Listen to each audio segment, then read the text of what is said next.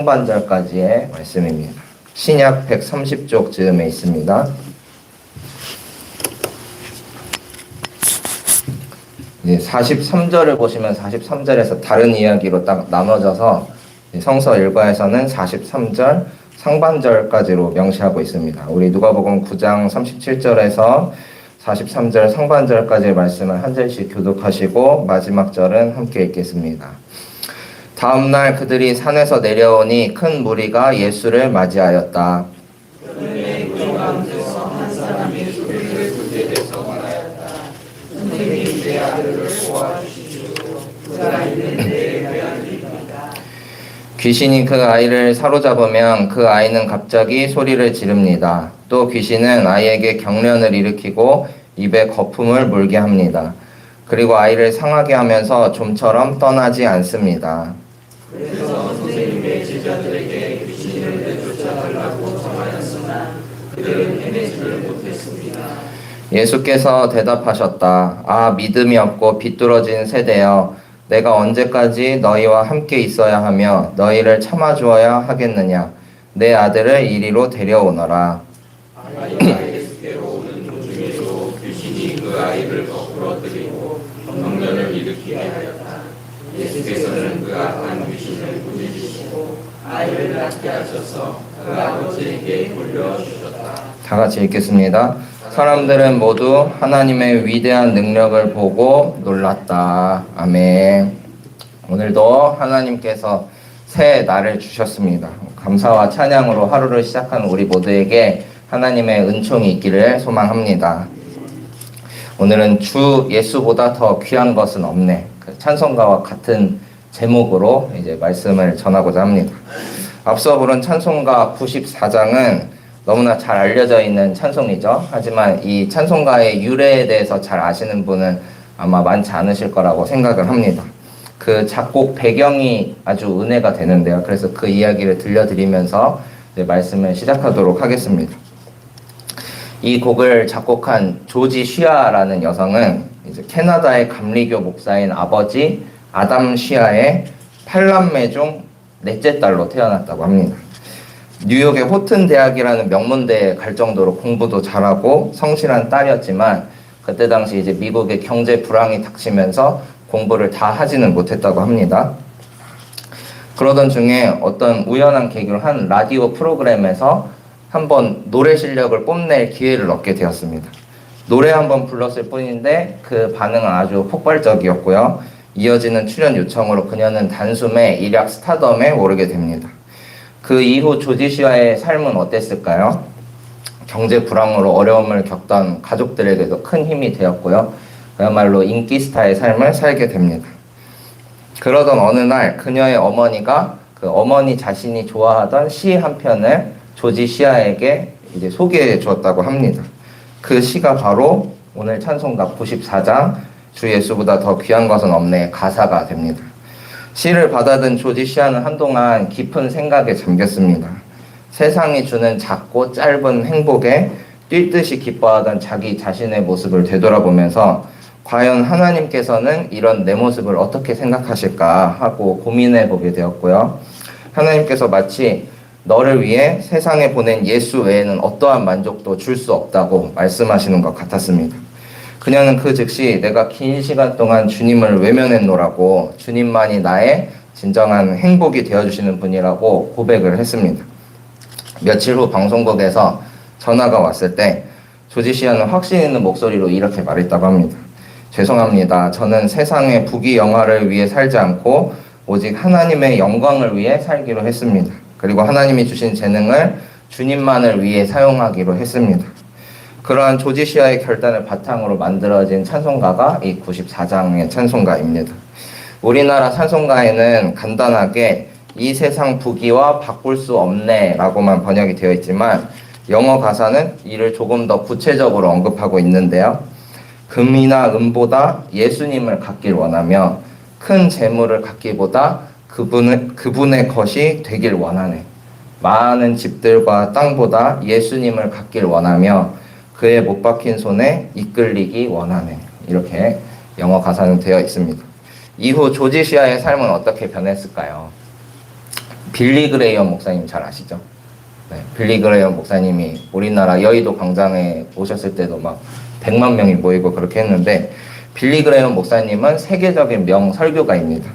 조지 시아는 이 빌리 그레이엄 목사님과 함께 전 세계 전도 집회를 다니면서 이제 찬송하는 역할을 감당하게 되었다고 합니다. 집회마다 이 찬송가 94장을 자주 불렀습니다. 일반 대중 가수로도 이미 큰 성공을 거두었던 조지 시아이기에 사람들에게 엄청난 감동을 줬겠죠. 그럼 이제 수많은 회중들은 무대가 끝날 때마다 끊임없는 박수갈채를 보냈습니다. 그럼 그때 조지 시아는 그 회중들에게 이렇게 고백했습니다. 여러분 진심으로 감사합니다. 그러나 저는 여러분의 뜨거운 박수갈채도 예수님과 바꿀 수는 없습니다. 이러한 고백, 이러한 삶을 우리도 살아가기를 소망합니다. 오직 예수님만 드러내는 삶, 예수님 한 분으로 만족하는 믿음으로 나아가는 우리 모두가 되기를 바랍니다. 앞서 말씀드린 찬송가 이야기는 오늘 말씀의 본문과도 무관하지 않은데요. 오늘 본문의 말씀은 예수님께서 귀신 들린 한 소년을 고치시는 내용의 말씀입니다. 귀신 들린 아이와 그의 아버지, 그리고 아무것도 하지 못했던 제자들이 등장하죠. 귀신 들린 아이는 경련을 일으키고 입에 거품을 무는 증상을 보였습니다. 마태복음과 마가복음에서도 이야기를 똑같이 다루고 있는데요. 마태복음에서는 그 증상을 간질병이라고 표현을 하고 있습니다. 아이의 아버지는 간절한 마음으로 먼저 제자들을 찾았습니다. 예수님에 대한 소문이 자자했기 때문에 그 제자들에게도 능력이 있을 거라고 기대했던 것 같습니다. 하지만 제자들은 그 아이에게 들린 귀신을 쫓아내지 못했죠. 그 후에 이 아버지가 예수님께 다시 청합니다. 선생님의 제자들에게 귀신을 내쫓아달라고 했으나 그들은 해내지 못했습니다. 좀 도와주십시오 하는 거죠. 예수님께서는 막 산에서 내려오시던 길이었습니다. 성경에서는 어떤 단어 하나, 표현, 작은 격조사 이런 것도 큰 의미를 담고 있는 경우가 많은데요. 이 본문에도 마찬가지입니다. 37절에 보니까 다음날 그들이 산에서 내려오니 라고 합니다. 예수님과 제자들은 우리가 흔히 이제 변화산이라고 알고 있는 그 산에서 내려오시던 길이었습니다. 그곳에서는 예수님께서 기도 중에 그 얼굴 모습이 변하고 그 옷이 눈부시게 휘어지는 기적이 일어났습니다. 갑자기 두 사람이 나타났는데요. 그들은 이스라엘 사람들이 권위 있는 선지자로 여겼던 모세와 엘리야였습니다. 그 모습은 마치 예수님의 영광이 이 대단한 두 사람, 모세와 엘리야보다 비교할 수 없을 정도로 크다는 걸 보여주는 듯 했습니다. 뼛속 깊이 여호와에 대한 신앙이 스며들어 있는 유대 사회에서 전설적인 존재로 칭송을 받던 모세와 엘리야입니다. 하지만 지금 그 시대를 함께 살고 있던 스승 예수라는 이 분이 모세와 엘리야보다 훨씬 영광스러운 존재라는 사실을 이제 이 복음서에서 보여주고 있는 것이죠. 예수님의 영광이 드러나는 자리, 하나님의 위대하심이 나타나는 그 자리는 산으로 올라가는 자리였습니다. 하지만 37절은 이렇게 말합니다. 산에서 땅으로 내려가는 자리라고 합니다. 예수님과 제자들이 산에서 내려왔을 때 악한 영과의 싸움에서 속절없이 무너진 제자들, 무기력한 모습으로 기다리고 있는 나머지 제자들을 마주합니다. 큰 은혜를 체험한 뒤에 우리가 주의해야 할 것은 내려가지 않기 위해 조심해야 합니다. 늘 긴장하고 영적으로 깨어있기 위해 노력해야 합니다. 은혜와 영광의 순간은 결코 영원하지 않습니다. 그 은혜를 지키기 위한 치열한 영적 싸움이 없다면 이와 같이 내려가는 순간을 맞이하고 맙니다. 산에서 내려온 예수님과 제자들에게는 시험거리가 기다리고 있었죠. 영적인 싸움에서 실패한 제자들의 패배가 기다리고 있었습니다. 우리도 마찬가지입니다. 은혜 받았다, 오늘 말씀 잘 들었다 하고 만족하는 것이 아니라 언제나 깨어있기 위해 노력하는 우리 모두가 되기를 바랍니다. 은혜 받은 뒤에 찾아오는 영적 시험에 무너져 내려가는 인생이 아니라 언제나 주를 향해 올라가는 삶이 되시길 바랍니다. 제자들이 귀신을 쫓아내지 못했던 사건은 그냥 그럴 수 있다고 하면서 넘어갈 만한 일은 아니었습니다. 예수님께서는 그 제자들을 신랄하게 비판하십니다. 탄식하시며 이렇게 말씀하십니다. 믿음이 없고 비뚤어진 세대여, 내가 언제까지 너희와 함께 있어야 하며 너희를 참아주어야 하겠느냐라고 하십니다. 예수님께서 왜 이렇게까지 제자들을 혼내신 걸까요? 그 자비로우신 예수님께서 그냥 좀 넘어가시면 안 될 일이었을까요? 예수님께서 이렇게 화를 내신 데에는 이유가 있었습니다. 누군가를 책망하고 혼내는 건 보통 언제 혼내죠? 그 사람이 그 일을 할 수 있는데 하지 않으면 혼을 냅니다. 그 일을 할 수 있는 사람인데 마땅히 해내지 못했을 때 화를 내죠. 제자들에게 귀신을 내쫓을 능력이 없었다면 예수님께서는 결코 화를 내지 않으셨을 겁니다. 하지만 예수님께서는 제자들에게 이미 그 능력을 다 주셨습니다. 누가복음 9장 1절이 이를 밝히고 있는데 오늘 본문은 말씀은 아니지만 우리 1절을 함께 읽어보시겠습니다. 예수께서 그 12를 한자리에 불러 놓으시고 모든 귀신을 제어하고 병을 고치는 능력과 권능을 주시고. 아멘. 이렇듯 예수님께서는 이미 이렇게 악한 영과 싸워 이길 능력을 제자들에게 모두 다 주셨습니다. 다 주었는데 제대로 하고 있지 못하니 믿음이 없는 세대여, 비뚤어진 세대여 하고 훈계를 하고 계신 거죠. 개역개정에서는 믿음이 없고 패역한 세대여 라고 합니다. 여기서 패역한, 비뚤어진에 해당하는 헬라어 단어는 얼굴을 돌리다, 몸을 돌이키다 이런 뜻을 담고 있습니다. 즉 얼굴을 돌리고 몸을 돌이키는 마음이 변한 상태, 이것을 의미합니다. 예수님께서 제자들에게 모든 귀신을 제어하고 병을 고치는 능력과 권능을 주셨음에도 불구하고 제자들은 그 진리를 귀담아 듣지 않았습니다. 주님께로부터 몸과 마음을 돌려 믿음과 무관한 행동을 했습니다. 그래서 능력을 받았음에도 불구하고 귀신을 내쫓지 못한 것입니다. 그런데 여기서 주목할 점이 하나 더 있습니다. 41절에 보니까 믿음이 없고 비뚤어진 제자들아 라고 혼내지 않고 믿음이 없고 비뚤어진 세대여 라고 하십니다. 귀신을 내쫓지 못한 건 제자들인데 훨씬 더 포괄적인 의미의 세대라는 말을 쓰십니다. 이에 대해서 많은 학자들의 논란이 있어 왔습니다. 예수님께서 말씀하신 이 비뚤어진 세대가 과연 누구를 말하냐 하는 것입니다. 다수의 신학자들의 의견에 따르면 이는 제자들뿐만 아니라 그때 당시 상황에 함께 있었을 사람들, 그 상황을 구경하고 있었을 모든 사람들을 뜻합니다. 제자들이 귀신을 내쫓으려고 기도도 해보고 머리에 손도 얹어보고 여러 가지 시도를 해봤겠죠. 그때 그 옆에 있는 사람들이 있었습니다. 자기들도 정작 고쳐내지 못할 거면서 아마 뒤에서 팔짱을 끼고 이렇게 지켜봤을 겁니다. 그리고 제자들이 정말 귀신을 내쫓을 수 있는가 없는가 이렇게 판단하는 마음으로 보고 있었겠죠. 예수님께서는 그들 모두를 가리켜서 믿음이 없고 비뚤어진 세대여 하며 비판을 하십니다. 하지만 이 비판에는 우리 자신도 결코 자유로울 수가 없습니다. 제자들은 보통 교회의 표상으로 여겨지고요. 이 땅에 세워진 교회의 처음 세대입니다. 이들이 귀신 들린 아이 하나 고치지 못했던 것처럼 우리의 현실도 마찬가지입니다. 마치 귀신 들려있는 듯한 이 사회, 폭력과 차별이 난무하고 음란과 이기주의가 찌들어 있는 이 사회에서 교회가 예수님의 제자다운 역할을 잘 감당해내지 못할 때가 많이 있습니다. 우리가 기억해야 할 것은 주님께서 우리에게 그 모든 능력을 이미 주셨다는 사실입니다. 모든 능력을 주셨기 때문에 심판의 날에 반드시 우리에게 그 책임을 물으실 것입니다. 교회가 이 사회의 본이 되고 사회를 정화하는 기능을 수행할 수 있도록 함께 노력하는 우리 모두가 되기를 바랍니다. 하나님께서 이미 우리에게 주신 능력들을 선용하여서 하나님의 선하신 뜻을 이루어가는 교회 되기를 바랍니다. 예수님께서는 산에서 내려오셔서 제자들이 아이를 고쳐주지 못하는 상황을 파악하시고 그 아비의 청을 들어 아이를 직접 고쳐주십니다. 42절, 43절에 보니까 예수께서 더러운 귀신을 꾸짖으시고 아이를 낳게 하사 그 아버지에게 도로 주시니 사람들이 다 하나님의 위엄에 놀라니라 라고 합니다. 앞서 말씀드리기를 이 본문은 마태복음, 마가복음에도 동일하게 나타나고 있다고 말씀을 드렸는데요. 같은 예수님의 행적이라 하더라도 그 복음서를 쓴 사람의 특징에 따라 관점이나 강조점이 다르게 나타납니다. 예를 들어서 마태복음 17장에서는 믿음에 포커스를 맞췄습니다. 여기서 유명한 말씀이 등장하는데요. 제자들이 저희는 왜 귀신을 내쫓지 못했습니까? 하고 예수님께 여쭤보니 예수님께서 이렇게 답하십니다. 너희에게 믿음이 작기 때문이다. 만일 너희에게 겨자씨 하나일 만한 믿음만 있어도 이 산을 명하여 여기서 저기로 옮겨지라 하면 옮겨질 것이다.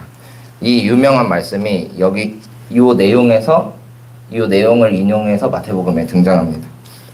하지만 오늘의 본문 말씀 누가복음 9장에서는 어떤가요? 그런 내용이 전혀 등장하지 않습니다. 그렇다면 누가가 말하고자 했던 바는 무엇일까요? 누가는 예수 그리스도 그 자체에 포커스를 맞췄습니다. 제자들이 귀신을 내쫓지 못하고 어쩔 줄 몰라 하는 상황, 그 아비가 예수님께 달려와서 제자들은 못하는데 당신은 좀 해주십시오 하는 이런 강구하는 대목이 나오죠. 그 상황을 끝으로 예수님께서 짠 하고 등장을 하십니다. 그리고 상황을 싹 정리하십니다. 예수님의 능력이 부각되는 순간입니다. 그리고 43절에 사람들이 다 하나님의 위엄에 놀라니라 라고 합니다.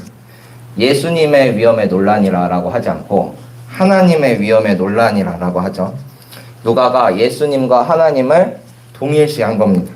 예수 그리스도의 능력이 곧 하나님께로부터 온 것임을 누가는 강조하고 싶었던 걸로 보입니다.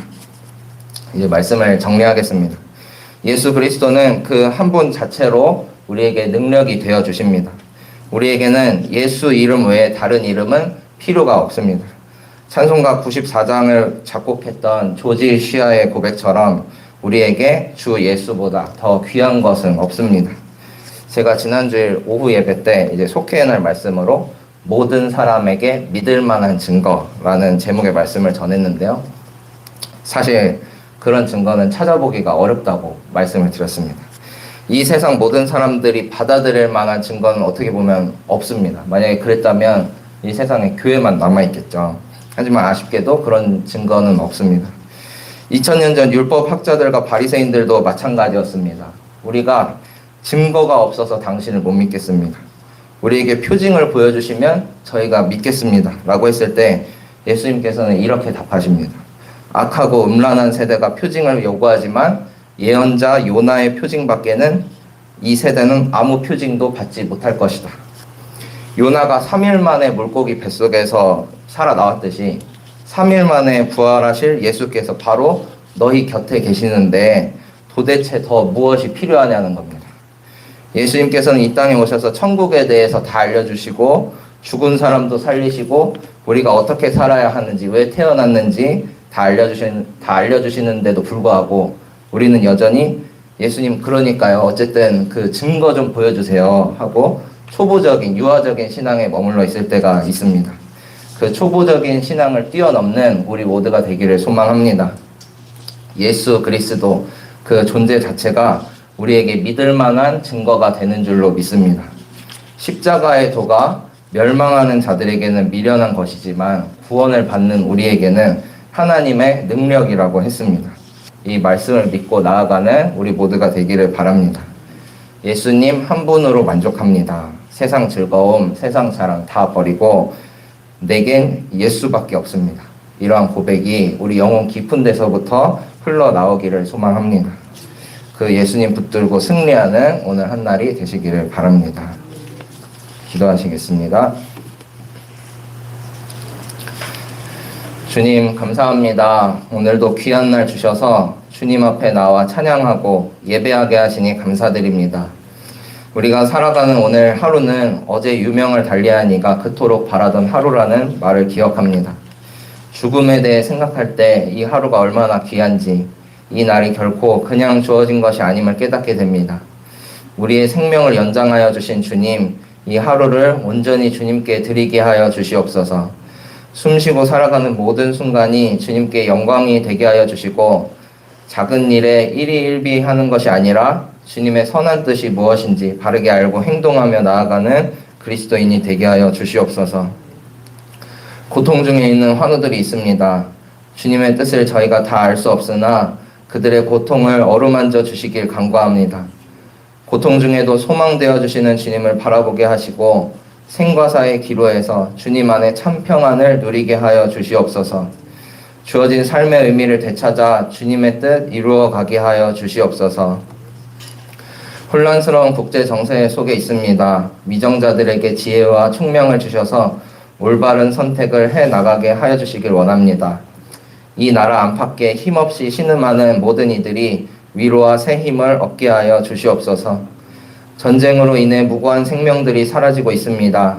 서로를 향한 총부리를 거두고 평화의 인사를 건네는 날이 속히 오게 하여 주시옵소서.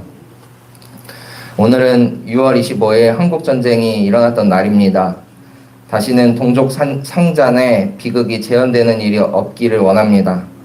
한반도가 하루속히 하나 되게 하여 주시옵소서. 같은 피를 나눈 형제들이 여전히 북녘 땅에서 신음하고 있습니다.